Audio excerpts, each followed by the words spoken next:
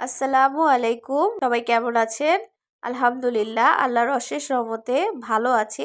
আজ সকালে রোদ ওঠার সাথে সাথেই জ্যাক বাবাকে গোসল করিয়ে দিয়েছিলাম। গোসল করানোর পরে বাচ্চাদেরকে এক্সাম হলে ঢুকিয়ে দিয়ে আজ চিন্তা করলাম, না, আজ বাজারটা সেরেই নেওয়া যাক। কারণ অনেক দিন হয়ে গিয়েছে, বাজারটা ঠিকমতো করা হচ্ছে না। আজ করব, কাল করব এই চিন্তা করে তো আজ বাজারের উদ্দেশ্যেই চলে গিয়েছিলাম।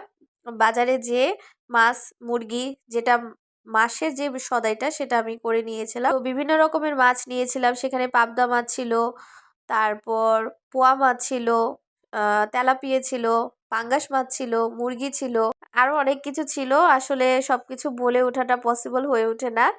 তো এদিকে রান্না করতে করতে আমি চিন্তা করছিলাম যে আমার গাছেরও পরিচর্যা করতে হবে। আমার অনেক দিন হয়েছে গাছগুলো পরিচর্যা করা হচ্ছে না। তো শোল মাছটা কিন্তু আমার আম্মা নিয়ে এসেছিল। সে হচ্ছে প্রায় সময় এই একই কাজগুলো করে।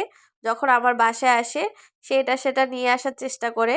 তো সে শোল মাছ রান্না করেছে, আর আমাকে ছাড়া তো অবশ্যই সে খাবে না, যার জন্য সে শোল মাছটা নিয়ে এসেছিল। আর আমি সেই শোল মাছটাই আজ ভুনা করে নিলাম পেঁয়াজ আর টমেটো দিয়ে। তো রান্না হয়ে গেলে আমি ধনেপাতা কুচি এখানে অ্যাড করে নিচ্ছি নামানোর 10 থেকে 15 মিনিট আগে। আর শোল মাছটা কিন্তু আমি আদা রসুন ব্যবহার করিনি, শুধু হলুদ আর মরিচের ফাঁকি এখানে অ্যাড করেছিলাম আর লবণ দিয়েছিলাম। বাস, হয়ে গেল আমার রান্না। তো এদিকে রান্নাটা সেরে আমি চলে গেলাম বারান্দার দিকে।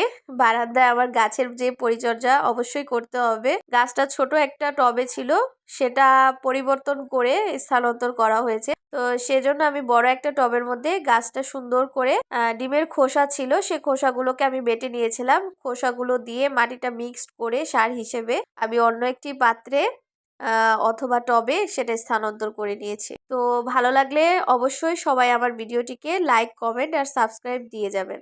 ভালো থাকবেন। আল্লাহ হাফেজ।